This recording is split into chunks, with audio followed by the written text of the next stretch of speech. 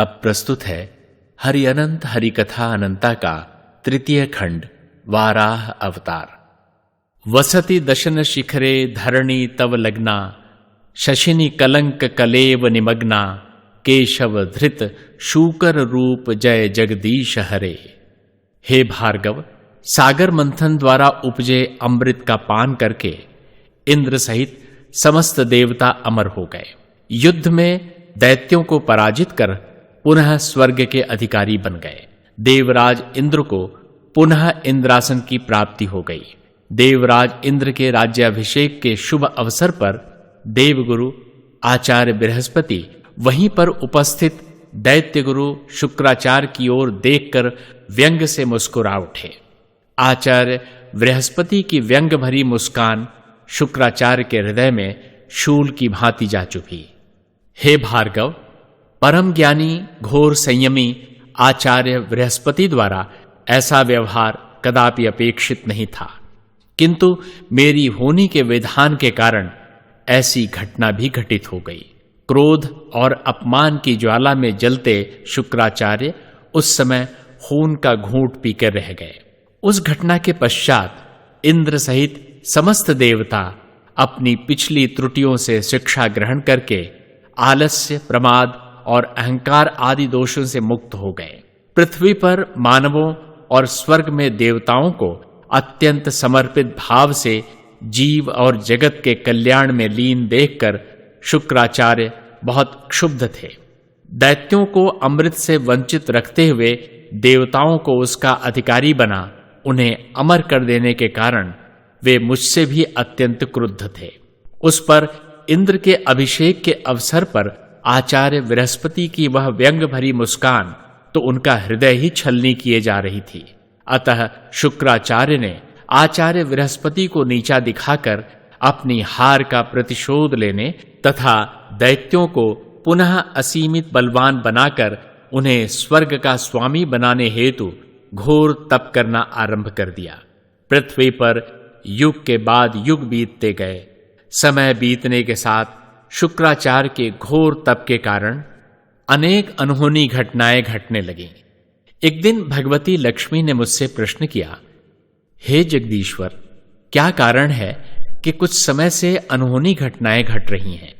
अभी कुछ समय पूर्व पितामह ब्रह्मा के मानस पुत्र परम तत्वज्ञानी सनक सनंदन आदि आपके दर्शन की अभिलाषा से बैकुंठ आए, किंतु आपको सदा हृदय में धारण किए रहने वाले आपके परम भक्त द्वारपाल जय विजय ने उन्हें बाहर ही रोक दिया। इस पर क्रोध से भड़ककर सनकादि ने जय विजय को दैत्य योनि में जन्म लेने का शाप दे डाला।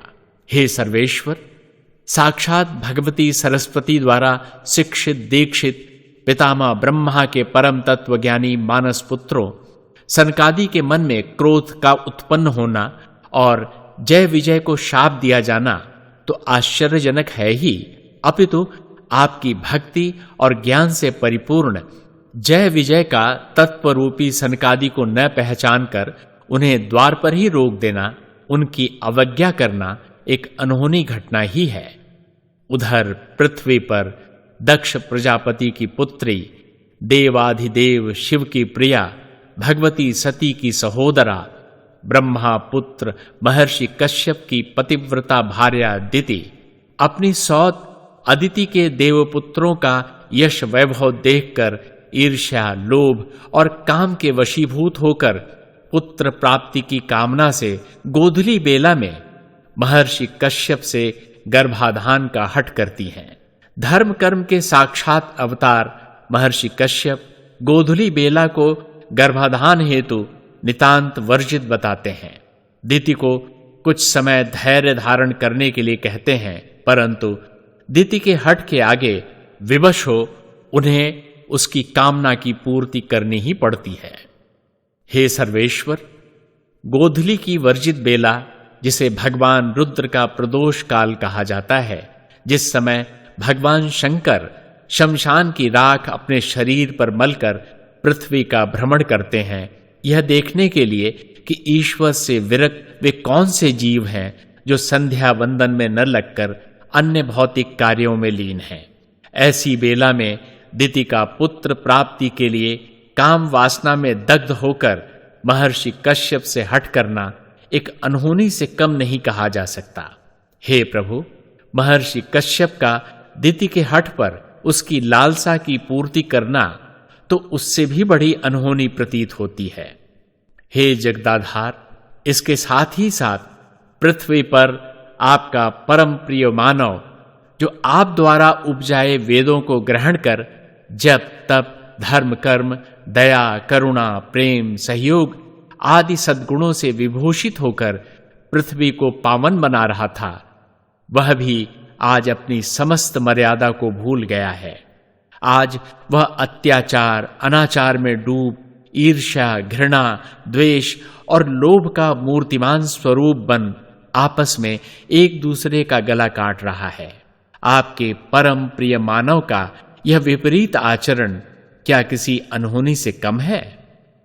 हे भार्गव, भगवती लक्ष्मी का प्रश्न सुनकर मैंने प्यार से मुस्कुराते हुए कहा, हे प्राणेश्वरी, तुम तो जानती ही हो कि इस सृष्टि में जो कुछ भी घटित होता है या हो रहा है और भविष्य में जो घटित होगा, वो सब मेरी ही इच्छा से मेरी ही होनहार का अंग है। दैत्यों की हार से क्षुब्ध दैत्य गुरु शुक्राचार्य पराजय का प्रतिशोध लेने के लिए घोर तप कर्म में लीन हैं। उनको घोर तप करते हुए बहुत समय बीत गया है। दैत्य गुरु शुक्राचार्य भी तो मेरे ही हैं। उनके घनघोर तप कर्म का फल देकर मुझे दैत्य जाति को पुनः एक बार परम बलवान बनाना पड़ रहा है। ये सारी अनहोनियां मेरी उसी होनी की लीला का निमित्त मात्र हैं। हे हृदयेश्वरी, बैकुंठ में प्रवेश करने के अधिकारी सनकादि द्वारा अपना संयम खोकर मेरे द्वारपालों को दैत्य योनि में जन्म लेने का शाप प्रदान करना भी मेरी उसी होनी का अंग है। अन्यथा जय विजय द्वारा सनकादि को न पहचानना कदापि संभव नहीं था। हे प्रिय, अब यही जय विजय सनकादि के शापवश महर्षि कश्यप की पत्नी दिति से हिरण्याक्ष और हिरण्यकश्यप नामक दो महादैत्यों के रूप में जन्म लेंगे। शुक्राचार्य का अभीष्ट पूर्ण करते हुए दैत्य जाति को अनंत बलशाली बना देंगे। महर्षि कश्यप का कुसमय दिति की कामना पूर्ति करना भी मेरी होनहार का ही अंग है। हे देवी, जैसा कि मैंने आपको पहले ही बताया है कि 4 युगों के बीतने पर कल्प की समाप्ति के साथ जल प्रलय पुनः आन उपस्थित होता है, जो रसातल को पहुंच चुकी मानव जाति को प्रलय के भयंकर जल में डुबोकर पृथ्वी को प्रक्षालित करते हुए फिर से पावन और पवित्र बना देता है। हे भगवती, अब पुनः जल प्रलय की घड़ी आ रही है। ब्रह्मा पुत्र आदि मानव मनु और सप्तर्षियों को छोड़कर घोर पापाचार में डूबी मानव जाति जल प्लावन में समाप्त हो जाएगी। तभी पृथ्वी को मानवता विहीन पाकर उसके हिरण्यगर्भा रूप से आकृष्ट होकर सृष्टि में स्वर्ण का सबसे बड़ा लोभी यही दितिपुत्र हिरण्याक्ष उसे चुराकर पाताल ले जाएगा। तब मैं पृथ्वी की मुक्ति और हिरण्याक्ष के उद्धार हेतु वाराह अवतार धारण करूंगा। हे भार्गव, दिति के गर्भकाल की निश्चित अवधि बीत जाने पर भी हिरण्याक्ष और हिरण्यकश्यप ने जन्म नहीं लिया और काफी समय बाद जब उन्होंने महर्षि कश्यप के आश्रम में जन्म लिया तो प्रलय का सा दृश्य उपस्थित हो गया। ग्रह नक्षत्र टूट टूट कर उल्कापात करने लगे। आकाश में अशुभ सूचक विकराल धूमकेतु उदय होने लगे। समुद्र प्रलयंकर लहरों से हिलकोरने लगा। पवन पागल हो तांडव करने लगा। सूर्य और चंद्र अपनी आभा खोकर धूमिल दृष्टिगोचर होने लगे। आकाश में भयानक मेघ घिरकर उपल वृष्टि करने लगे। तड़ित टूट टूट कर धरती का हृदय विदीर्ण करने लगे। इतने सारे अशुभ लक्षण देख दिति और महर्षि कश्यप गोधुली बेला में किए गए गर्भाधान का स्मरण कर व्यथित हो गए। दिति विकलित हो महर्षि कश्यप से कहने लगी, हे नाथ, आपकी वर्जना के बाद भी आपकी आज्ञा का उल्लंघन करते हुए मैंने हठ किया, जबकि पतिव्रता स्त्री के लिए तो पति की आज्ञा ही वेद मंत्र है। किंतु हे नाथ, मेरे हठ का भी एक कारण था। महाविष्णु ने मुझे कहा था, हे दिति, शीघ्र ही तुम्हारे कुल में एक कुल दीपक उत्पन्न होगा, जो अपनी विष्णु भक्ति द्वारा तुम्हारे वंश को और तुम्हें सर्वदा के लिए अमर कर देगा। उसी लालसा में मैं धैर्य न धारण कर सकी। आज ज्ञात हुआ कि गोधली बेला में गर्भाधान से दैत्य पैदा होते हैं, इसीलिए ये बेला गर्भाधान के लिए वर्जित है। आज अपनी संतति के जन्म पर इतने सारे अशुभ लक्षण देखकर मेरा तो हृदय कांप रहा है। अब आप ही कोई उपाय कीजिए जिससे हमारी संतति का अनिष्ट ना हो। दिति की बात सुनकर पश्चाताप के सागर में डूबे महर्षि कश्यप कहने लगे, हे देवी, मैं भी तो आपके साथ ही उस अनुचित कर्म का सहभागी हूं। शायद इसीलिए ईश्वर हमारे पाप का दंड देने जा रहा है। इसी कारण हमारी संतति के जन्म पर इतने सारे अपशकुन एक साथ दृष्टिगोचर हो रहे हैं। हे भार्गव, कश्यप और दिति को अपने कर्म के पश्चाताप के बोझ तले दबा देखकर मेरी प्रेरणा से देवर्षि नारद महर्षि कश्यप के आश्रम में पधार कर सांत्वना देते हुए कहने लगे, हे परम तपस्वी कश्यप और देवी दिति, आप दोनों व्यर्थ ही स्वयं को दोषी मान रहे हैं। आपके द्वारा जो भी हुआ उसमें आपका कोई दोष नहीं है।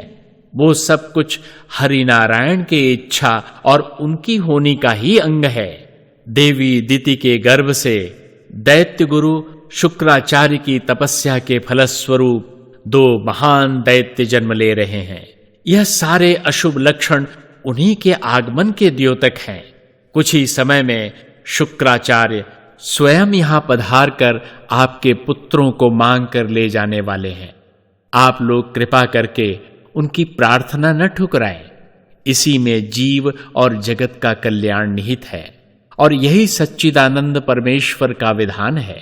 हे ऋषि प्रवर, शीघ्र ही जल प्रलय आन उपस्थित होने वाला है और आप सप्तर्षियों से श्री नारायण सदैव कल्याणकारी कर्मों में सहायता प्राप्त किया ही करते हैं।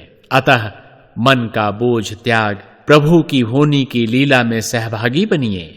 इतना कह देवर्षि नारद दिति और कश्यप के अशांत अंतःकरण से अपराध बोध का क्षोभ नष्ट कर वहां से अंतर्ध्यान हो गए। उधर स्वर्ग के देवता भी हिरण्याक्ष और हिरण्यकश्यप के जन्म के कारण उत्पन्न प्रलयंकारी दृश्य देख आचार्य बृहस्पति से पूछने लगे, आचार्य, आज एक साथ इतने सारे अपशकुन क्यों दृष्टिगोचर हो रहे हैं?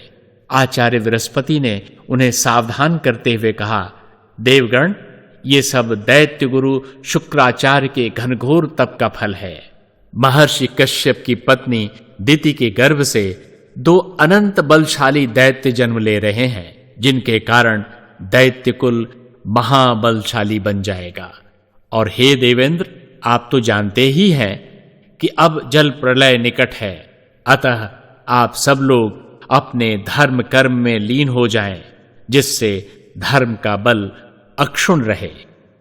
हे भार्गव, उधर अपनी तपस्या सफल हो जाने के कारण दैत्य गुरु शुक्राचार्य उल्लास में भरे महर्षि कश्यप के आश्रम पहुंचकर दिति के नवजात किंतु प्रतिदिन लोभ की तरह 4 हाथ बढ़ने वाले लोभी हिरण्याक्ष तथा हिरण्यकश्यप के शीश पर अपना वरद हस्त रख उन्हें भांति भांति के वरदान प्रदान करते हुए आकाश में खड़े देवताओं और आचार्य बृहस्पति को ललकारते हुए कह उठते हैं, ओ आचार्य बृहस्पति, संभल जाओ। देवराज इंद्र सहित इन देवगणों को बचा सकते हो तो बचा लो। आज देवी दिति ने इन 2 अनंत बलशाली दैत्य कुल दीपकों को जन्म देकर मेरा मनोरथ सिद्ध कर दिया। मेरे इन 2 ही दैत्य कुमारों के समक्ष तुम्हारा समस्त देवकुल टिक ही नहीं सकेगा। अब निर्णय होगा कि देव शक्ति श्रेष्ठ है या दैत्य शक्ति। हे भार्गव, इस प्रकार देवगुरु बृहस्पति को ललकारने के बाद शुक्राचार्य महर्षि कश्यप से उन्मुख हो कहने लगे, हे महर्षि, आप तो त्रिकालदर्शी हैं। आपको तो ज्ञात ही है कि इनके यहां रहने के कारण आपके आश्रम में नाना प्रकार के उपद्रव होंगे। अतः इनकी शिक्षा दीक्षा हेतु आप इन कुमारों को मुझे सौंपने की कृपा करें। महर्षि कश्यप नारद के द्वारा मेरा अभिप्राय पहले ही जान चुके थे, अतः उन्होंने हिरण्याक्ष और हिरण्यकश्यप को दैत्य गुरु शुक्राचार्य के संरक्षण में सौंप दिया। शुक्राचार्य मन ही मन धन्य होते हुए स्वर्ग के अधिपति इंद्र और समस्त देवताओं सहित आचार्य बृहस्पति को परास्त करने की योजना बनाते अपने आश्रम प्रस्थान कर गए। हिरण्याक्ष के भूधराकार शरीर और शक्ति को देखकर दैत्य गुरु शुक्राचार्य ने उसे भांति भांति की विद्याएं सिखानी प्रारंभ कर दी। युद्ध और अस्त्र शस्त्र विद्या में पारंगत करने के साथ ही उसे मायावी शक्तियों से भी समृद्ध करना आरंभ कर दिया। दैत्य गुरु शुक्राचार्य भूख प्यास और निद्रा को भी भूलकर हिरण्याक्ष को विशेष तौर से प्रशिक्षित करने में व्यस्त हो गए। शिक्षा पूर्ण कर हिरण्याक्ष अपना परम प्रिय अस्त्र गदा कंधे पर रख पूरी सृष्टि में विचरण करता हुआ सबको ललकारने लगा। उसकी अतुलित शक्ति और वीरता के समक्ष कोई भी युद्ध में उससे लोहा लेने का साहस न करता। यहां तक कि अमरत्व प्राप्त कर चुके देवगण भी उससे भयभीत हो इंद्र सहित स्वर्ग छोड़कर पलायन कर गए। अब उसने अपनी दृष्टि पृथ्वी की ओर दौड़ाई। इसी बीच जल का आगमन हो चुका था। संपूर्ण मानव जाति जल प्रलय में डूब चुकी थी। पृथ्वी को मानव विहीन देख उसके स्वर्ण भंडार के लोभ से हिरण्याक्ष पृथ्वी को उठा पाताल लोक ले गया और उसे गाड़ कर छुपा दिया। इसका अभिप्राय यह है कि हिरण्याक्ष ने धरती की समस्त भौतिक संपदा को स्वायत्त करके उस पर एकाधिकार कायम कर लिया। हे भृगुकुल दीपक परशुराम, जल प्रलय की समाप्ति के पश्चात एक दिन ब्रह्मा पुत्र मनु अपने पिता से कहने लगे, हे पिताश्री, आपकी आज्ञा से मैं पृथ्वी पर मानवों की उत्पत्ति करता हूं, किंतु यह पृथ्वी के बगैर संभव नहीं है। हिरण्याक्ष द्वारा पृथ्वी को चुराकर पाताल ले जाने के कारण मैं अपना कर्म करने में असमर्थ हूं। अतः या तो आप ऐसी कोई रचना करें जिसके द्वारा पृथ्वी वापस लाई जा सके, या मुझे अन्य कोई आज्ञा प्रदान करें। अपने मानस पुत्र मनु की बात सुनकर पितामह ब्रह्मा कहने लगे, वत्स मनु, मैं भी ठीक तुम्हारी तरह ही चिंतित हूं, क्योंकि पृथ्वी के अभाव में मैं भी अपनी रचयिता के कर्म से च्युत हो रहा हूं। हमारी सृष्टि में कर्म ही सर्वोपरि है।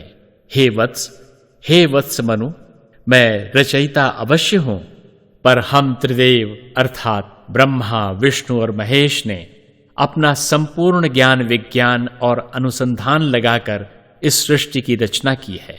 इसमें 84 लाख योनियों का निर्माण किया है और अब इसमें किसी भी ऐसी नई रचना की संभावना नहीं है जो पृथ्वी को वापस लाने की शक्ति रखती हो।